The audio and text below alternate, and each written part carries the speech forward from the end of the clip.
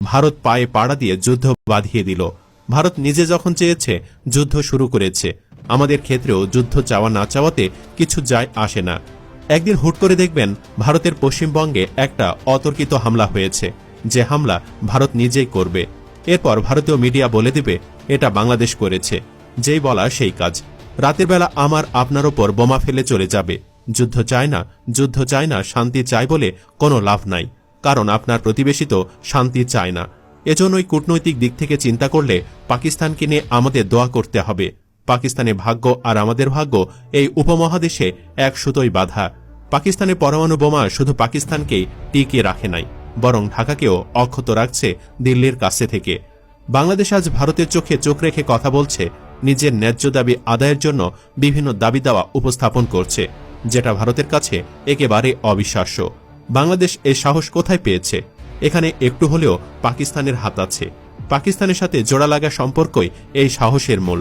কারণ ভারত জানে বাংলাদেশের বিরুদ্ধে গিয়ে কিছু করতে গেলে পাকিস্তান আমাদের ছেড়ে দিবে না। আর এজন্যই পাকিস্তানের সাফল্য চাওয়াটা আমাদের জন্য জরুরি হয়ে পড়েছে। এ কারণে কেউ কেউ বলছেন ইসলামাবাদের পতনের 1 ঘন্টার মধ্যে ঢাকার পতন হবে। যে ইন্ডিয়ান মিডিয়া পাকিস্তানকে সন্ত্রাসী বলে, সেই মিডিয়ায় ইউনূসকে মৌলবাদী বলে। নির্বাচনে যখন বিএনপি আসবে তাদেরকেও একই কথা বলবে, আপনি যুদ্ধ চায় না, যুদ্ধ চায় না জব করতে থাকবেন। ওদিকে আপনাকে মেরে দিয়ে বলবে সন্ত্রাসী মেরেছি। এসব জব করে তো বাঁচতে পারবেন না। সো এই যুগে পাকিস্তানে টিকে থাকা আমাদের জন্য জরুরি। তার চেয়েও জরুরি হলো আমাদের নিজেদের যুদ্ধের জন্য প্রস্তুতি নেওয়া, যুদ্ধ বিমান কেনা, আকাশ প্রতিরক্ষার সরঞ্জাম কেনা, আমাদের আর্মিকে দ্রুত ভিত্তিতে ক্যাপাবল করা। দেখলেনই তো হামলা পাকিস্তানে কোন সামরিক বেচে না। প্রথম হামলাটা হয়েছে মসজিদে। এ যুদ্ধে পাকিস্তান ফেল করলে বাংলাদেশের মসজিদও অক্ষত থাকবে বলে মনে করি না। তাই মহান আল্লাহ তাআলার কাছে বলতেই হচ্ছে, এই যুদ্ধে এশিয়ার 90 ইসরায়েল লাঞ্ছিত এবং পরাজিত করুন। আরেকটি কথা, যারা ভাবছেন 71 জিতেছি, এবার কিছু হলেও ওইভাবে জিতে আসব, এসব চিন্তা বাদ দিন। 71 জিতছেন কারণ সে সময় ড্রোন ছিল না, রাফাল কিংবা অত্যাধুনিক যুদ্ধ বিমান ছিল না, ক্ষেপণাস্ত্র ছিল না। ট্যাঙ্ক ছিল, কিন্তু বৃষ্টি কাদা মাটিতে পাকিস্তানিরা এদেশে ট্যাঙ্ক ব্যবহারের সুবিধা করতে পারেনি। তাছাড়া পাকিস্তান থেকে বাংলাদেশের দূরত্ব 1400 কিলোমিটার। ইন্ডিয়ার সহায়তার কথা নাই বা বললাম। ধরেন পাকিস্তানে ভারত যে আক্রমণ করল, যদি সেমটা বাংলাদেশে করত, তাহলে কত হাজার মানুষ মরত ভেবে দেখছেন?